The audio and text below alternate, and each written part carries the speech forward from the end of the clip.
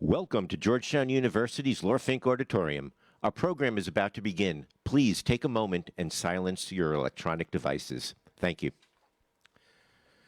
And now, welcome to the stage, Joel Hellman, Dean of the School of Foreign Service at Georgetown University, and Gina Raimando, the 40th United States Secretary of Commerce.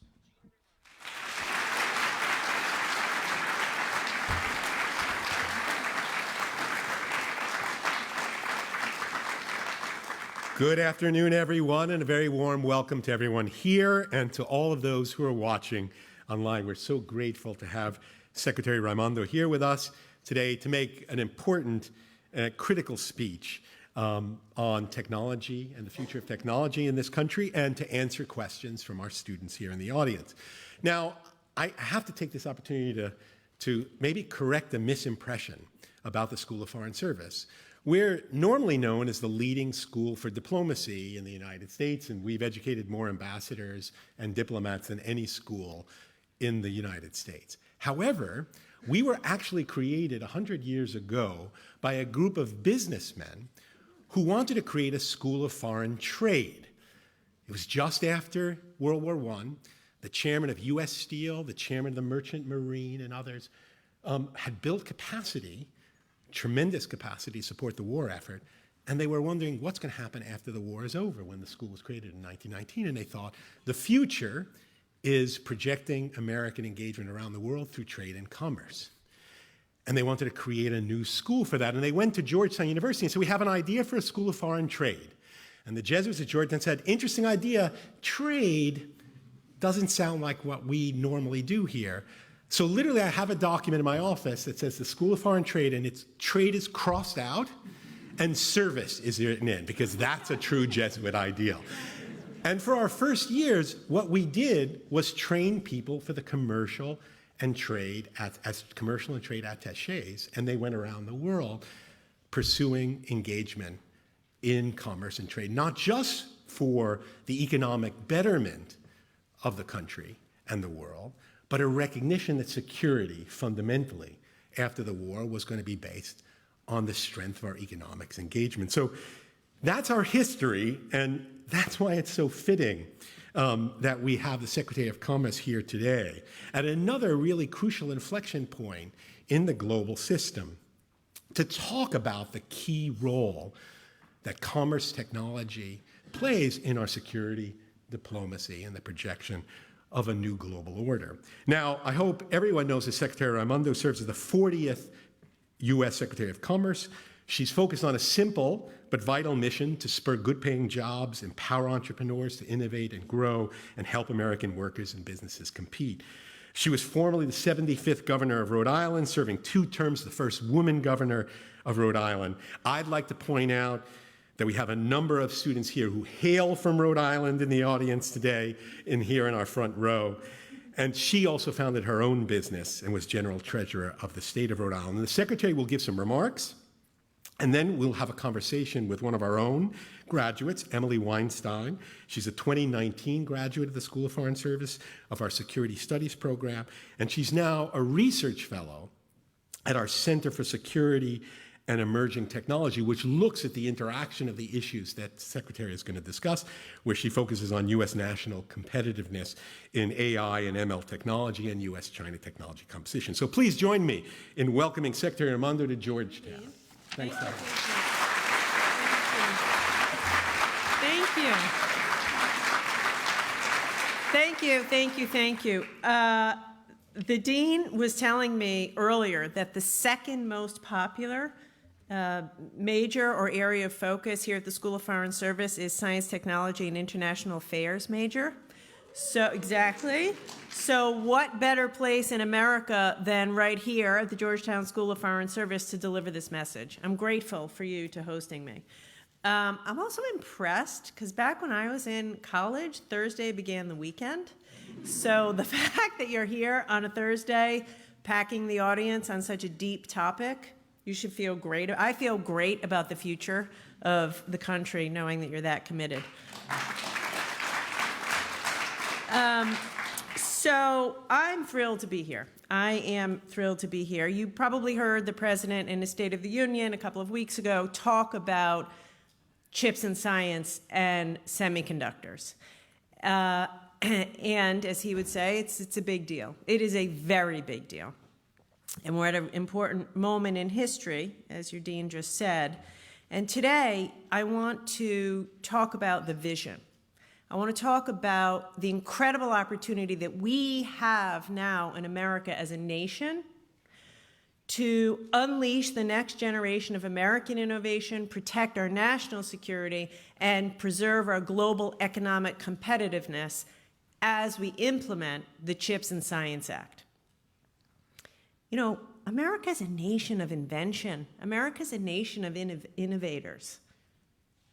Our entrepreneurs and innovators are the envy of the world, from light bulbs to lasers, from semiconductors to supercomputers. We have always been a nation of invention, entrepreneurship, and innovation. That's our edge. We have to keep that edge. And throughout our history, there have been moments, critical moments, inflection points, just like the moment we're in right now, moments of tremendous global competition, where we as a country have come together to drive technological progress on an unprecedented scale, and in so doing, ensure our global leadership. That's where we are right now. And you know some of those moments. In the 1860s, President Lincoln made historic investments in agriculture and created the land-grant university system to ensure America's food security. In the 1940s, Presidents Roosevelt and Truman invested in our nuclear security and pushed the boundaries of scientific innovation in the process. In 1961, President Kennedy united this entire country around his call to put a man on the moon by the end of the decade.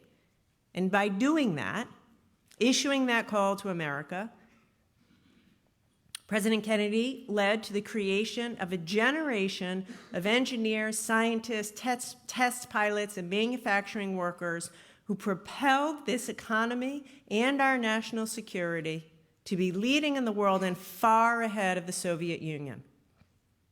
Well, we have a chance to do that again today. Today, at this moment of intense global competition, because of President Biden's leadership and his work in a bipartisan way with Congress, the CHIPS and Science Act presents us with an opportunity to make investments that are similarly consequential for our country's future. But only if we as a country unite behind a shared objective and generate a similar public-private mobilization and think boldly and think big. This is so much more than incentivizing the creation of a few new semiconductor fabs around the country. So much more. The research, innovation, and manufacturing sparked by this law will enable the United States to be the technological superpower, securing our economic and national security for the next generation. Just like our leadership in nuclear energy and the space race, our ability to maintain our competitive edge in advanced technology is essential to our ability to ensure the responsible deployment of that technology. Semiconductors are unique. They're unique in their ubiquity.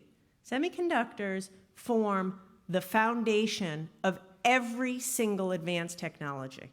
Everything is on the foundation. AI, quantum, cloud, big data, the foundation of chips.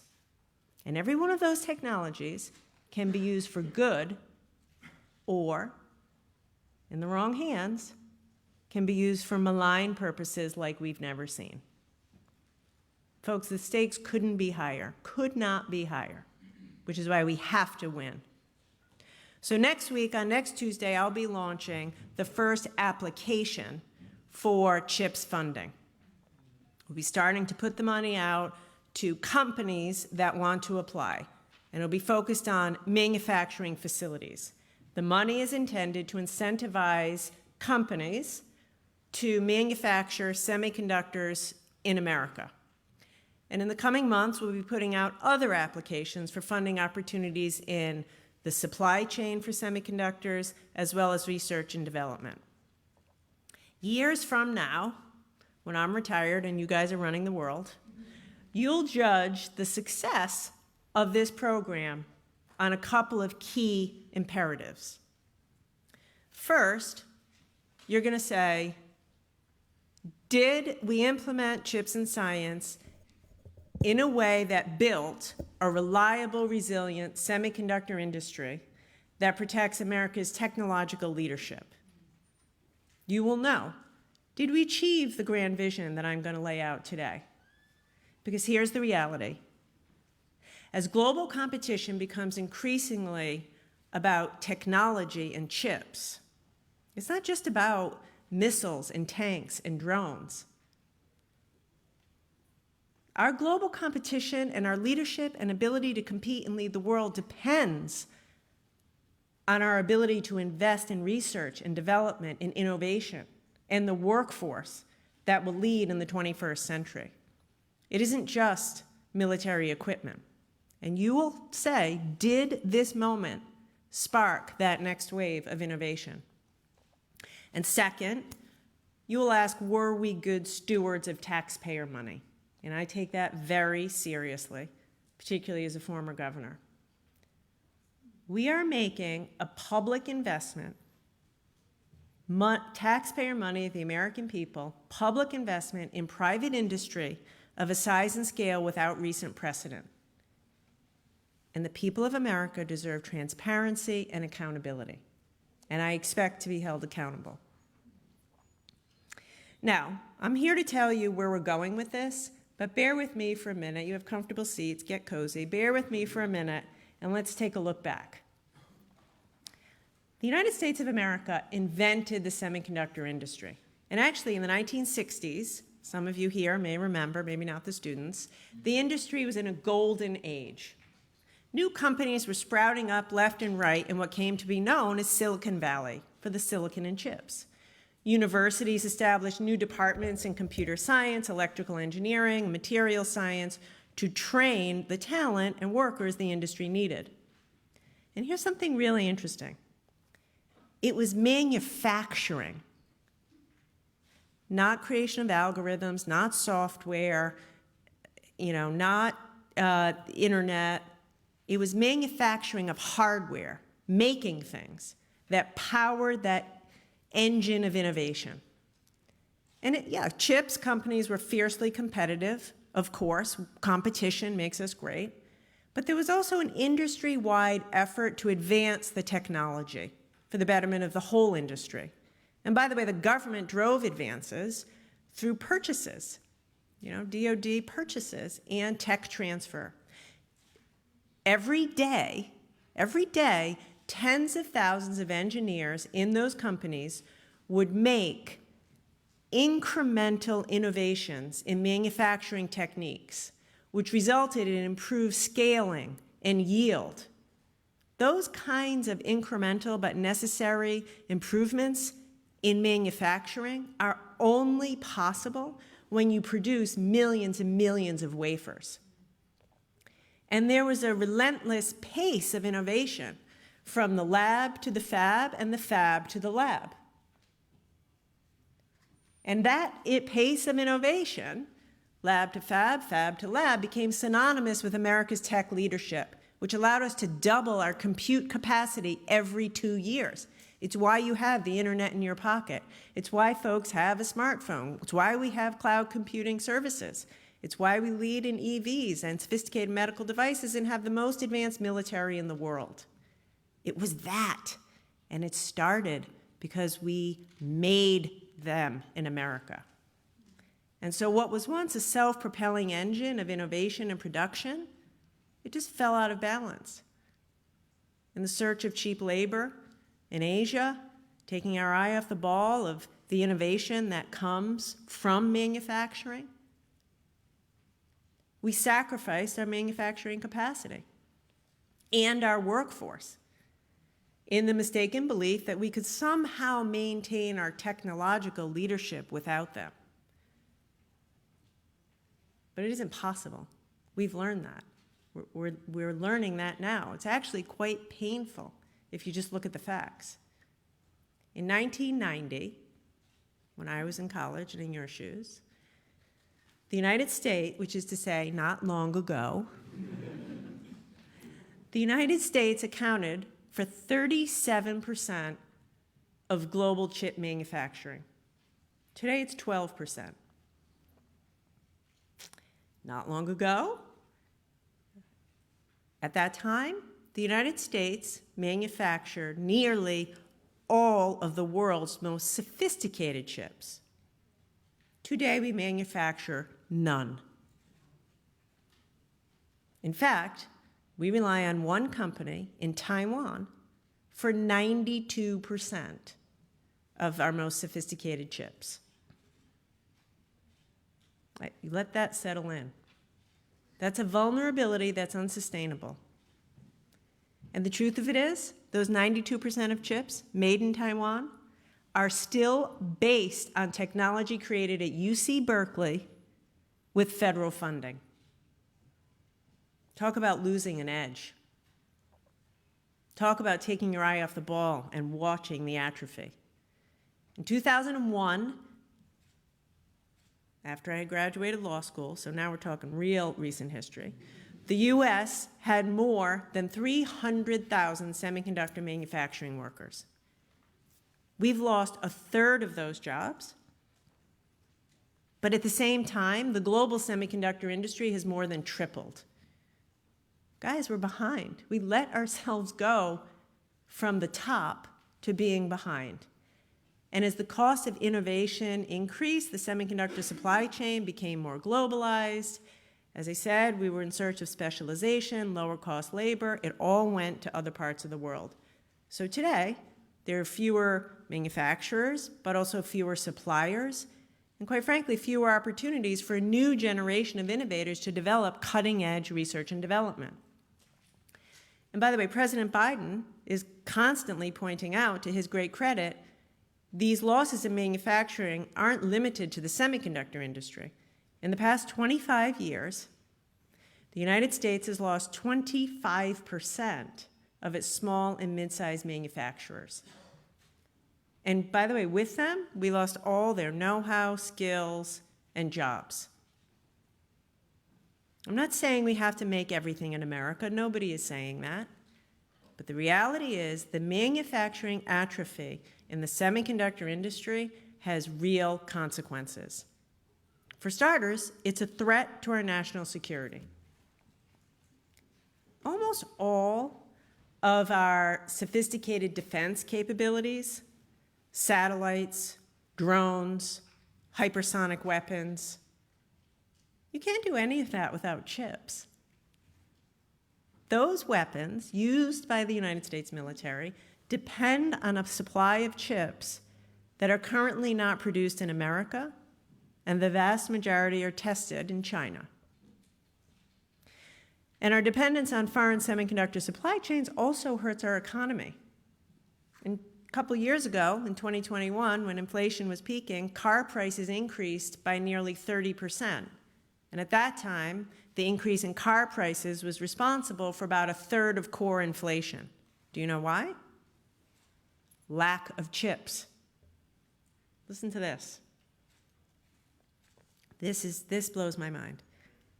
Last year,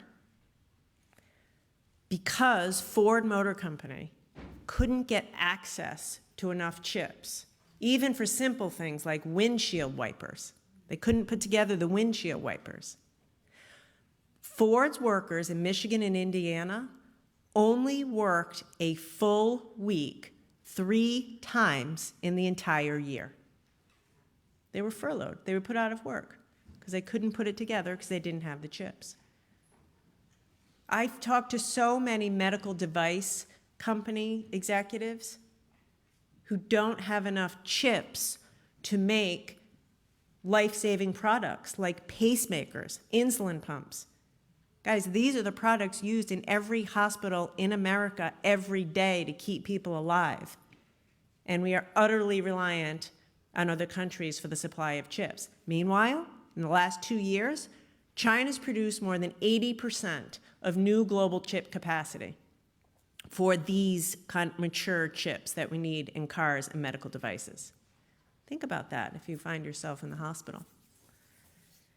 The process of designing and building chips, this is not easy, right? It's the most technical and sophisticated manufacturing process in human history, and getting more complicated as the chips get smaller and we need more compute power. But I'll tell you this, this isn't hyperbole. The brutal reality is that without manufacturing strength here in the United States of America, and the innovation that flows from manufacturing, we are at a distinct disadvantage in the race to invent and commercialize future generations of technology. All the technology that we will need to compete in the future depends on chips and manufacturing chips and the innovation that flows from it. The CHIPS Act allocated $39 billion for manufacturing incentives to encourage companies to build and expand here, to account for the fact that it's more expensive. We know it's more expensive to build a big factory in America than in Asia. And so on next Tuesday, we'll be announcing the application for that process. And everyone's going to want to know next Tuesday, a lot of members of the press here, how much money is Intel getting, how much money is Samsung getting. I don't want to talk about that. I want to go, let's zoom out and talk about what are the goals, the national security goals that we must achieve in the next decade through implementing this program. First, America needs to design and produce the world's most advanced chips right here in America. Good news, America still leads in design and software, but it isn't enough. We need to lead in manufacturing. Specifically, with the CHIPS program, we need to make sure that at the end, the United States has at least 2 new large-scale clusters of leading-edge logic fabs that will have been built here in America. Each cluster will include a robust supplier ecosystem, research and development facilities to continuously innovate new process technologies, and specialized infrastructure. And by the way, every one of those clusters will employ 10,000 plus workers, American workers, in high-paying jobs, from folks right out of high school to PhD scientists and engineers. Additionally, the United States will develop multiple high-volume advanced packaging facilities and become a global leader in packaging technologies. Fortunately for you, because the speech will be lengthy as it is, I'm not going to go into what packaging is and why it matters. I'll simply say, as chips get smaller, the way you arrange the chips, which is packaging, is more and more important, and we need it done in America. We also need U.S. fabs to produce advanced memory chips on economically competitive terms. It's time to innovate, to bring down costs so we can make it in America. And the United States will strategically increase its production capacity for current generation and mature node chips, sometimes called legacy chips, which are the chips I've been talking about for cars, military equipment, medical devices that are necessary for economic and national security. Now, you may listen to this and think that's lofty, and it's true. It's true. This won't be easy. I am eyes wide open to the challenges of implementing a publicly funded initiative of this scale and level of complexity. Now, but I'm ambitious, I'm not naive. And the truth of it is, we don't have a choice. The stakes are so high, the world isn't waiting. It's America's obligation to lead, and there has never been a better time to push ourselves to reach further than we ever have before. Our vision at the end of this initiative is to make it so that the United States of America is the only country in the world where every company capable of producing leading-edge chips will have a significant R&D and high-volume manufacturing presence in our country. I love that. The United States, how will you know in 10 years? Did this work? Were we successful? Did we achieve the president's vision?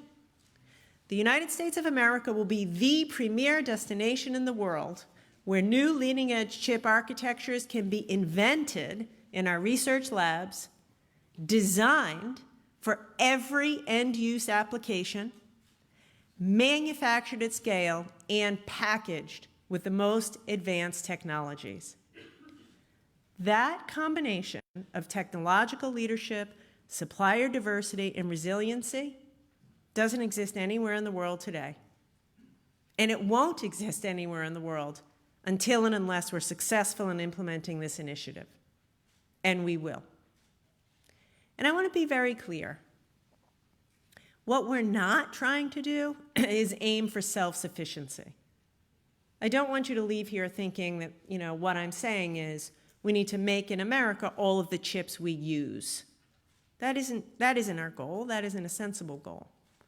We are in no way looking to close ourselves off from global markets or competition or trade, as we started with our discussion. Absolutely not. But we are looking to win the innovation race, and we are looking to protect our national security and economic future.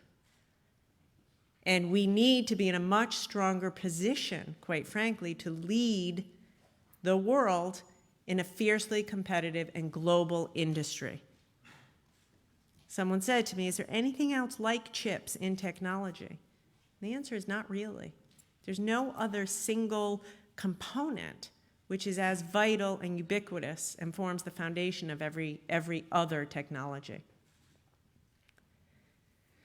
So I've talked so far about manufacturing, and we must do that for all of the reasons I've said.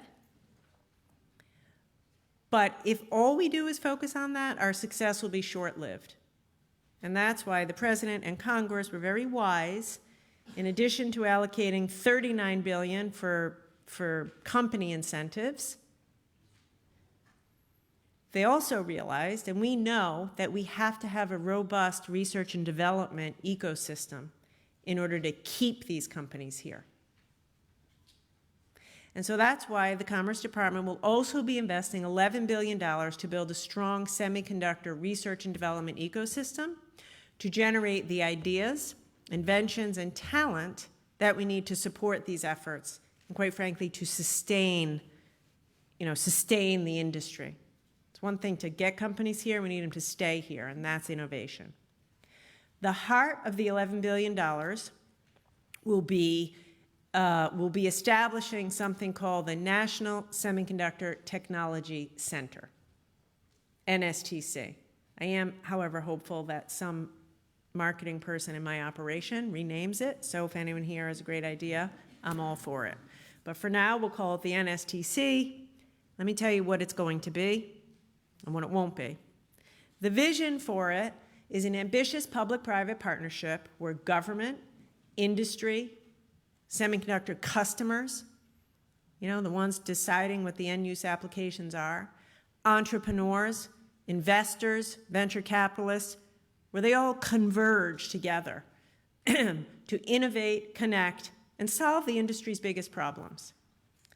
It won't be a single place. We envision a network of centers around the country working in combination, solving the most relevant, impactful, universal research and development challenges in the industry. Their work has to be fueled by industry, customers and the big companies. And they'll generate new devices, new processes, new tools, new materials for the manufacturing ecosystem.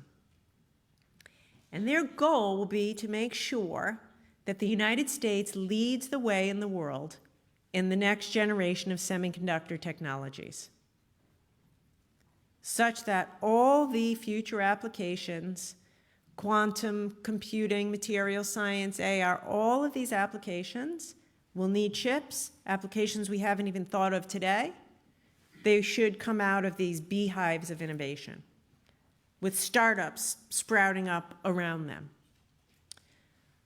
As I've said, America's semiconductor industry started and thrived because it was a space where startups could drive innovation and where they could compete. They have to have a chance. Today, the barriers to entry for startups in the semiconductor industry are nearly prohibitive.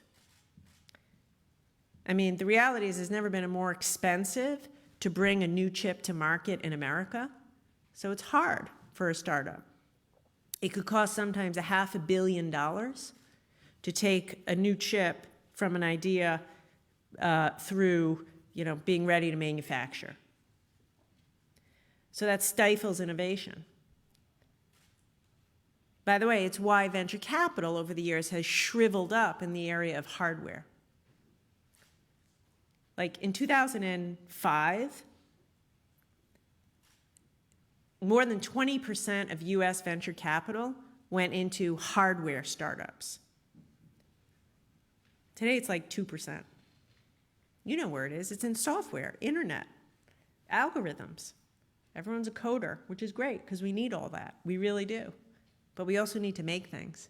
We need the ASIC systems and the chips and the stuff to power all of those next generation. And the reality is access to fabs, which are the big fabs that make this stuff at scale, is just very expensive, hard to find. And honestly, the talent is hard to find. When you don't make things anymore, you don't have the people who know how to make things. The NSTC has to reverse that trend by making it easier and cheaper for new and disruptive entrants to get into the market, to have lab space available for free or very low cost for new companies, for new startups. And by the way, if we do this right, back to the report card you're going to score me on in 10 years, our goal for the NSTC is that at the end of the decade, we want to cut in half the projected cost of moving a new chip from concept to commercialization. Again, not easy, it's doable. We're also eager to work with our partners and allies. Here at the School of Foreign Service, you appreciate this probably more than most. We have to work with our partners and allies all around the world to create diverse, resilient, sustainable supply chains. We have to work with our allies that share our values to write the tech standards around our values of protection of human rights and openness, and to invest in our shared digital future. We've already started this work in the Indo-Pacific Economic Framework, which I'm co-leading, in the Quad, the US-EU Trade and Technology Council. It's happening. But we are committed, and I want everyone to hear this, we in the United States, under the President's leadership, are committed to being transparent with our allies in how we administer this program and developing strategies in collaboration with them. By the way, it's to our mutual benefit. We'll avoid a race, a subsidy race, which is no good for our allies or us. It's a waste of taxpayer money, and it'll make sure our combined supply chains are more resilient and diversified. And very importantly, we will continue to work with our allies to enforce our restrictions.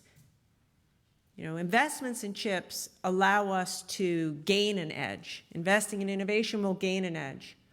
The export controls and restrictions with our allies allow us to keep the edge. And as I've said, many of these technologies, very bad things can happen if they get into the hands of malign actors. Now here's the deal. None of this will happen with just government investment. As I said in the beginning, I talked about President Kennedy and other presidents. This has to, if we're going to achieve what I'm talking about, back to being ambitious but not naive, I am here to issue a call to all of America, public sector, private investors, to get in the boat, row with us, achieving this mission, and invest in the chips industry, invest in the supply chain, invest in the talent. Chips for America is designed to spur and crowd in capital investment, not replace it. I don't want to spend a dime that I don't have to. It's intended to bring forward much more private investment.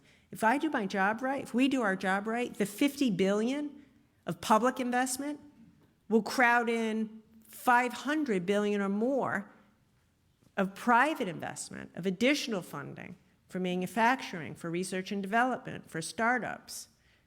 My job here isn't to displace the private sector, it's to lay the foundation to allow American business what they do best: innovate, scale, and compete. And Chips for America, by the way, will create hundreds of thousands of good jobs in the process. High-paying jobs that offer family-sustaining benefits all over the country, not just in cities. But none of it's going to work if we don't have the people to do the work.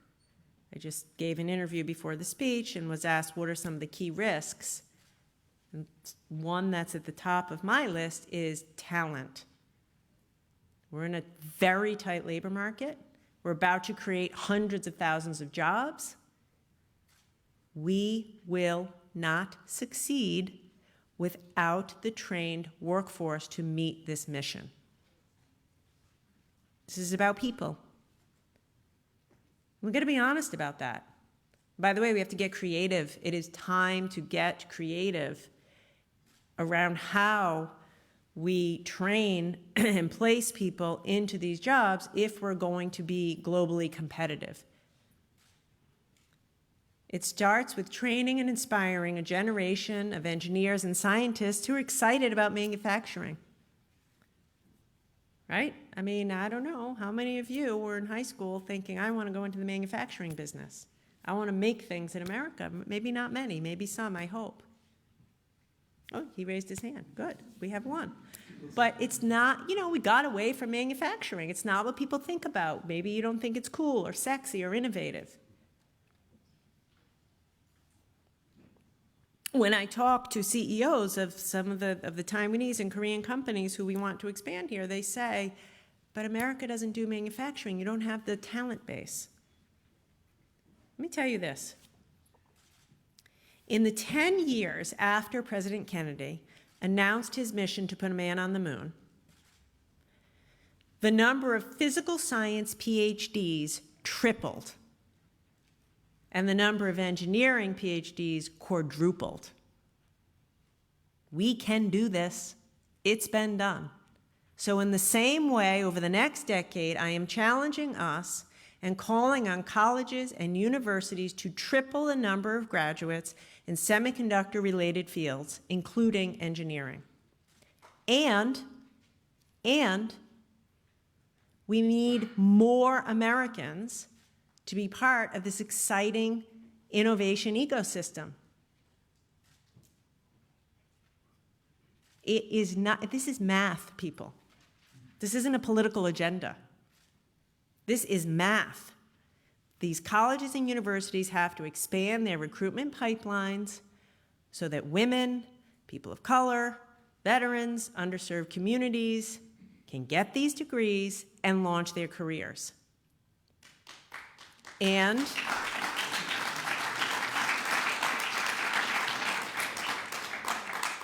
by the way, these graduates need to be ready to work on day one, which means we got to change.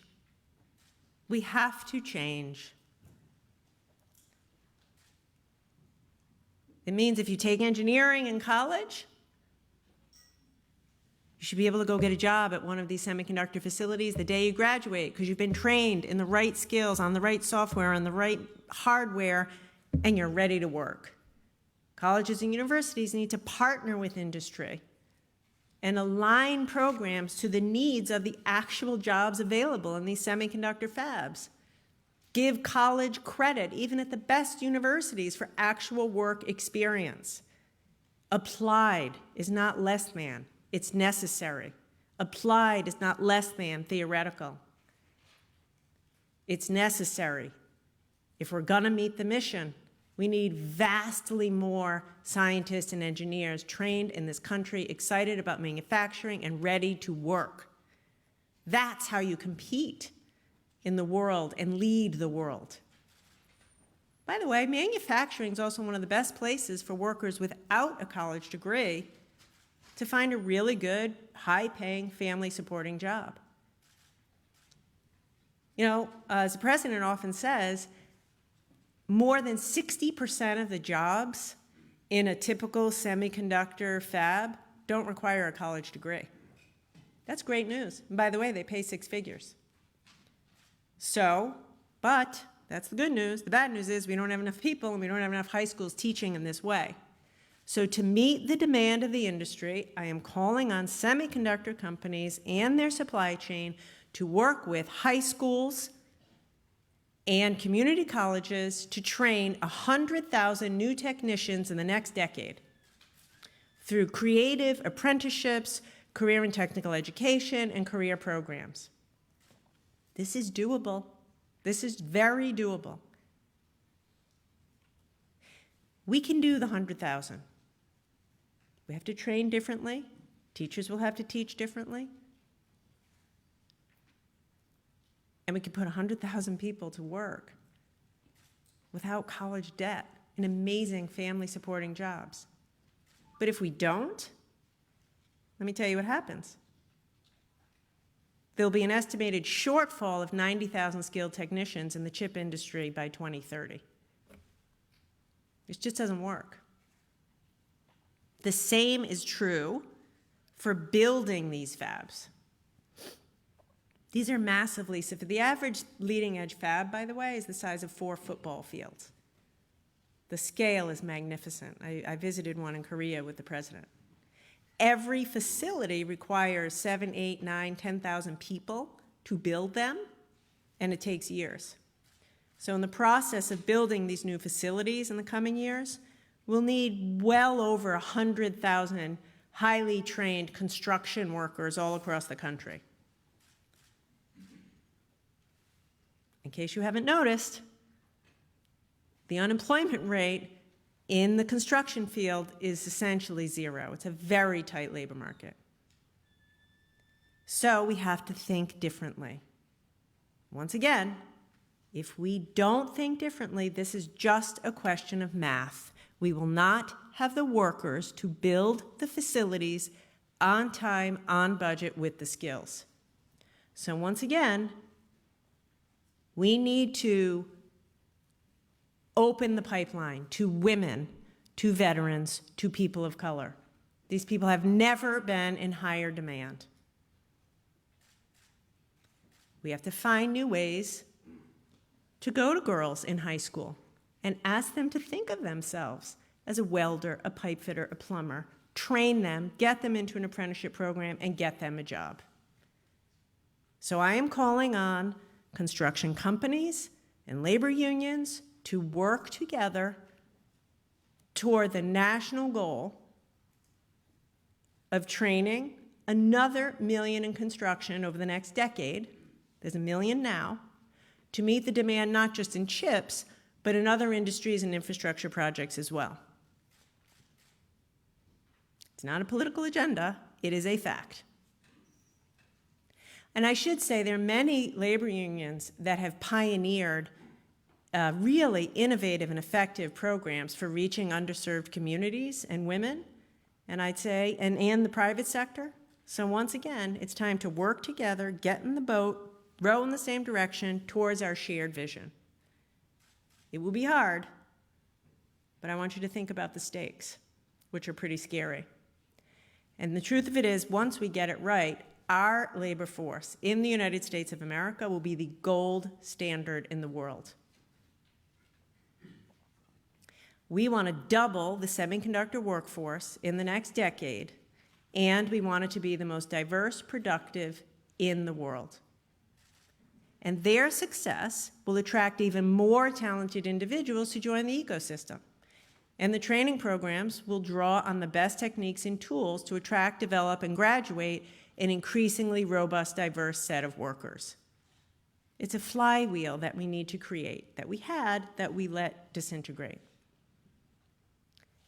And of course, when you do that, semiconductor companies will want to be in the United States because they'll have to be, not because we're giving them a big incentive, because we'll have the best R&D, the best education system, the best facilities, and the most secure country. So we have a choice, like so many things. I've been in public life for 12 years. It's easy to say, it's hard to do. But it starts with making a choice. The easy choice would be a limited, narrow vision. Next week, we put out the funding opportunity, companies apply, we give away multi-billion dollars of incentives to companies, they build a few new manufacturing facilities, we start make leading-edge chips in America, and we call it a day. It's the wrong choice. It's easier, but it's the wrong choice. It's small-minded. It won't fundamentally secure our national security. It won't fundamentally revitalize our manufacturing sector. And it won't fundamentally enable America to lead the world in advanced technology at one of the most critical points in global competition.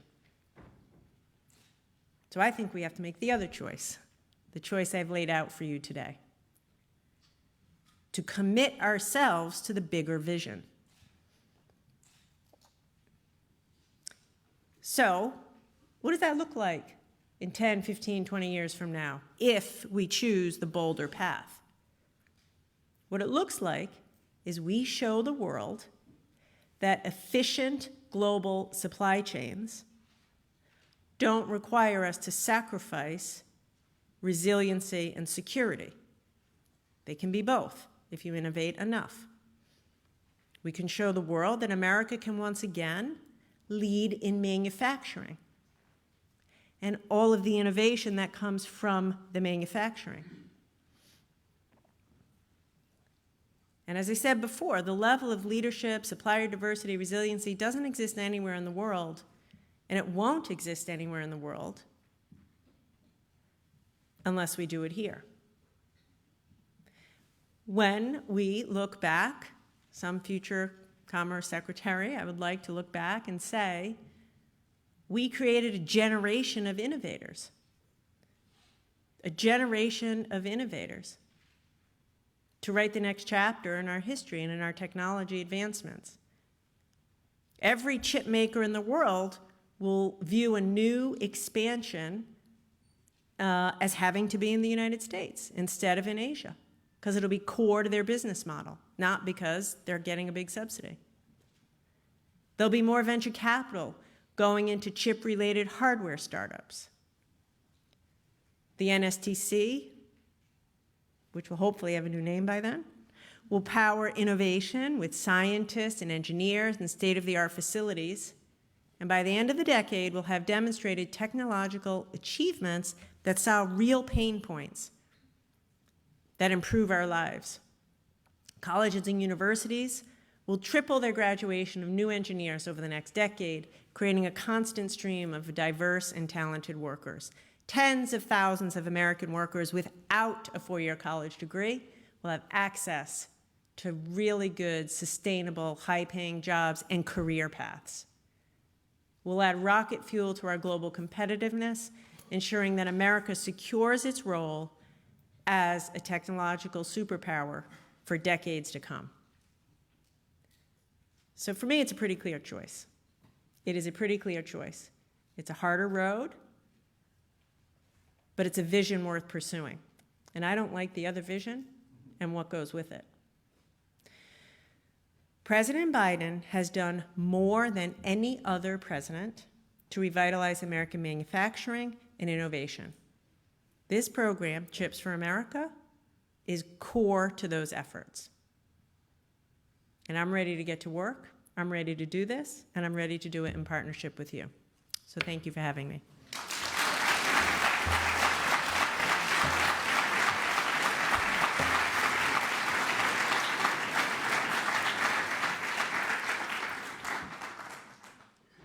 All right.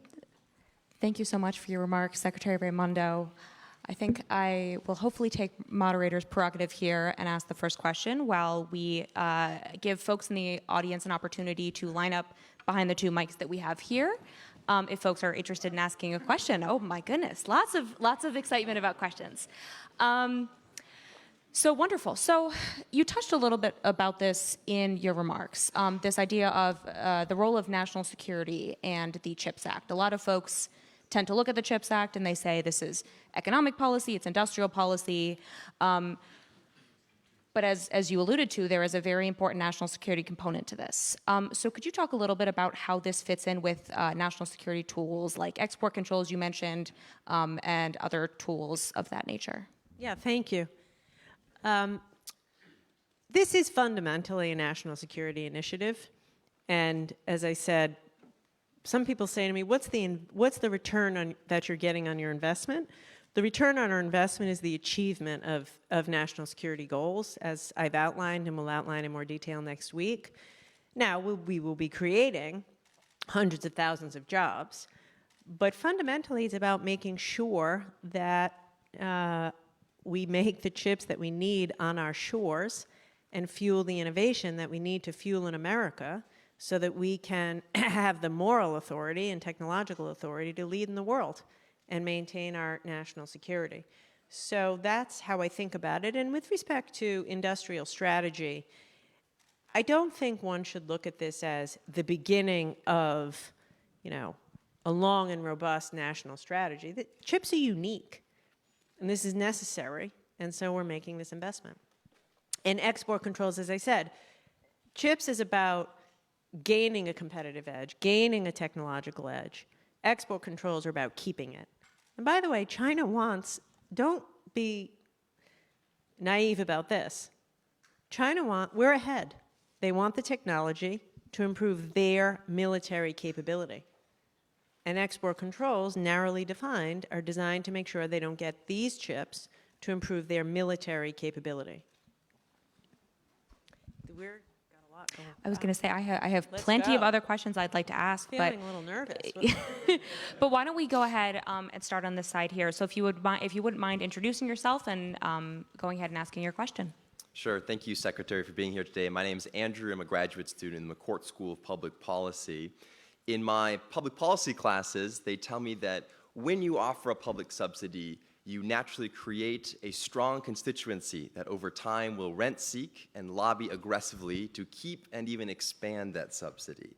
So how do you see this playing out in 10 years, even if we haven't accomplished the goals that you laid out in your speech, when it becomes politically very unfeasible and perhaps when even more industries argue that they are part of the supply chain and deserve more federal taxpayer dollars, when will we turn off the spigot? How do you see this playing out? Well, as I said, I'll be retired, and that'll be your problem. I'm Oh, kidding. boy. I'm kidding. Look, you raise an excellent question. And in many ways, there are a lot of people, including me, who are reluctant to engage in this kind of subsidy for large, profitable companies. And so I think we have to do it with caution for the reasons you say. However, there's no alternative when you're reliant upon Taiwan for 92% of your chips, and the cost of creating a fab in America is, at this point, 30% more than it is, for example, to do it there. This is a national security investment that we must make. I don't think we have to keep ourselves disciplined to make sure it's not a runaway train, as you describe.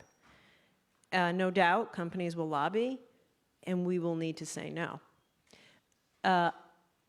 The reason that I explained what I did is that the goal here should be such that we have the workforce, the customers, the designers, all the leading research and development, so that companies kind of have to be in the United States or want to be in the United States because it's good for their business, not because of the subsidy.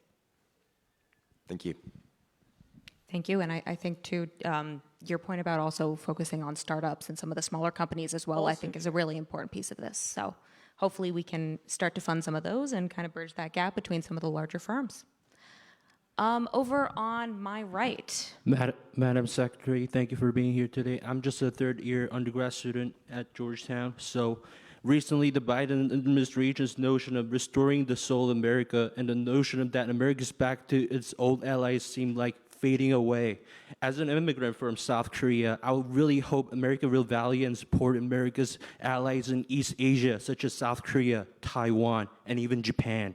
Nevertheless, many believe that CHIPS Act, the Inflation Reduction Act, and the notion that semiconductors would be mostly manufactured in the U.S. resonate much with the last administration's America's First doctrine. America's old allies are suffering. For instance, Japan is expecting to slip from third place in the world GDP ranking. South Korea is no different, and its economy size is already overtaken by Russia and Iran in terms of GDP ranking amid the war. Madam Secretary, as a prestigious member of the cabinet, would you please elaborate on how America would support America's struggling allies in East Asia? Thank you. Yeah. So, as I said in the speech briefly, but I'm happy to elaborate, we want to do this in partnership with our allies. Yesterday I met with the head of the Chamber of Commerce in Japan. I've talked extensively with my counterpart in South Korea. And of course, Samsung is a world leader in this area. We have an opportunity, because we've just beginning to implement chips right now, we are already talking to Europe, to Japan, to South Korea to figure out how do we do this together. We don't want a subsidy race, and we certainly don't want to produce all the chips we need in America. This isn't about that. We will be dependent on those countries for a long time, and that's fine. That's trade. That's globalization. That is all okay. But what we cannot have is what we have now, which is an untenable reliance upon one or two companies for what we need for our national security. So I think it's not, I think this will be an opportunity. By the way, Japanese companies are welcome to apply for the subsidy. Korean companies are welcome to apply for the subsidy if they build and do business in America. So I see this as being an opportunity to get closer with our allies if we do it right. Thank you. Back over to the left. Hi, I'm Benny. I'm a first year in the School of Foreign Service. And earlier you talked about strategic competition with China. And so I wanted to ask you, if America does not innovate and develop more manufacturing in semiconductors and research development, what is the impact of US-China relations? And also, what will happen if China overtakes America in this growing conflict between research and development and also the future of technology? Right, so that's the risk, of course, and that's why we have to win here. That's why I say the stakes are high. That's exactly what I meant. As I think about our competition with China, which is, and we are going to keep it as competition and not conflict, we have an offensive strategy and a defensive strategy. The defensive strategy is export controls, denying China access to our super high-end technology.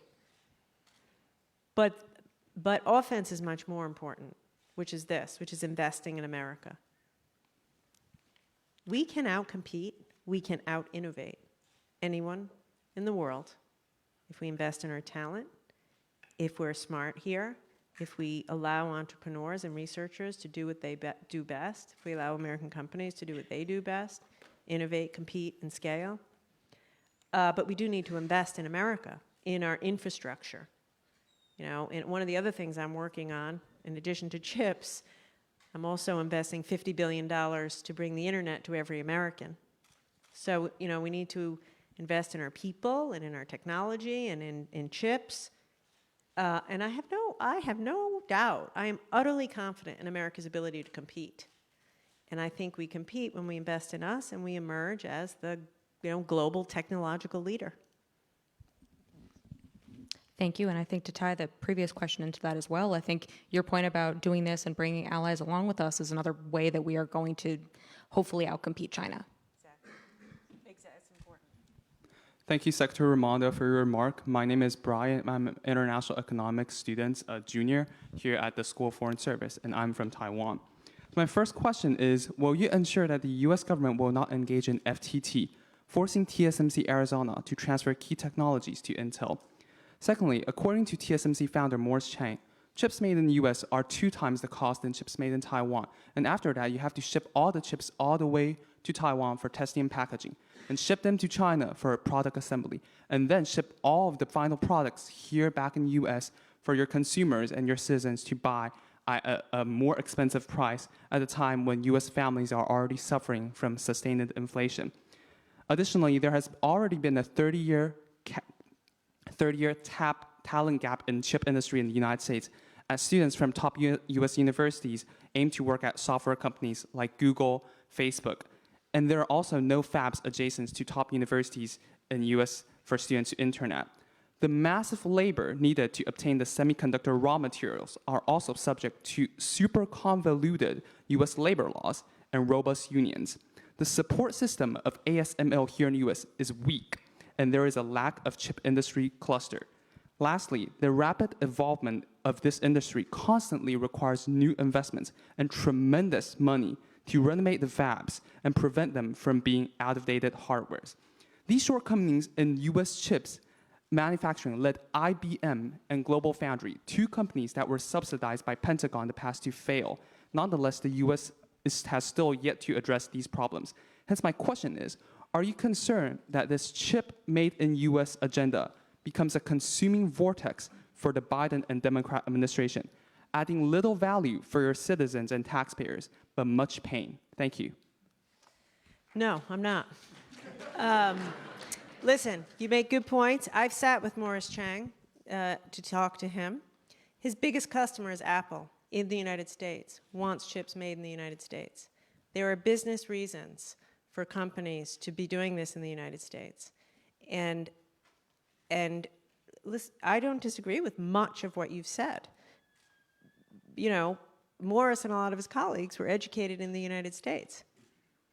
As I said, most of the chips they're making now in Taiwan are based upon inventions at UC Berkeley. Not that long ago, we also made them in America. And you're exactly right. We stopped doing it. TSMC is an amazing company with I think they have 10,000 PhD engineers in Taiwan. 10,000 engineers. I think 7 of the 10 are PhDs, something on that order of magnitude. And they like making things. You know, that's the big thing. That's what Morris will tell you. They like making things. So, yeah, we've lost our edge. There is no doubt about it. As a result, it's harder to do here and more expensive to do here. But it doesn't mean we can't revitalize that. And I would argue we have to revitalize that. And in so doing, we'll bring the cost down. This is a temporary subsidy and investment in research and development to revitalize that whole ecosystem so that 10, 15, 20 years from now, due to innovations, it'll be cheaper to make the chips here. We'll have the talent supply to do it. And by the way, we'll have packaging here, so they don't have to ship back there and ship here. So I think what you just described is the situation in which we find ourselves, and it's why we got to fix it. All the more reason to work on implementing the CHIPS Act. We've got time for one more question, so right here on the left. Hi, my name is Taiji Sasaki, and I'm a second-year graduate student majoring in foreign service, not foreign trade, unfortunately. I already had some concerns raised by my East Asian colleagues, so I feel bad to add another concern. But so you mentioned the importance of cooperating on export control measures, and I completely agree with what you said. But at the same time, there are like different perceptions about the right level of control and restrictions when it comes to export control measures. Do you have any intention to apply extraterritorial rule if, for example, Japan and Netherlands do not implement the agreed measures on export control against China on semiconductors? It's an interesting question. It depends. You know, that's a tough question to answer. Let me say this. the right way to do export controls is in concert with allies.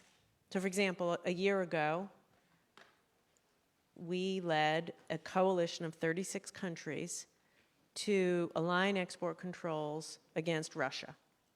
We could have done what you said. We could have. We had the tools to do the extraterritorial controls, and I thought about it.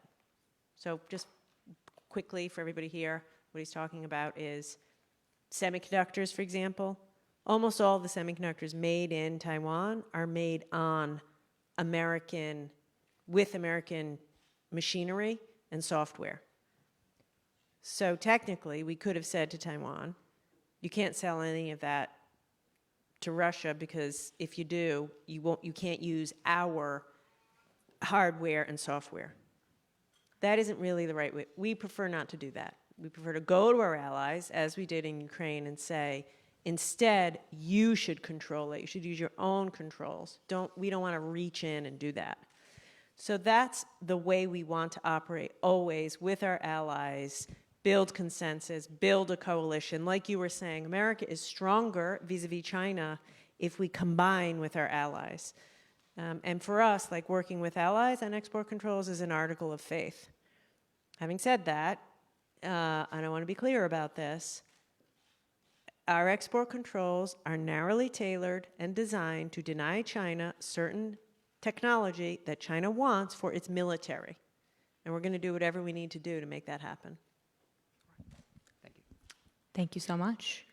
And on that note, I think we will wrap up for today. Secretary Raimondo, thank you so much Thank you, guys. for this, and thank you all.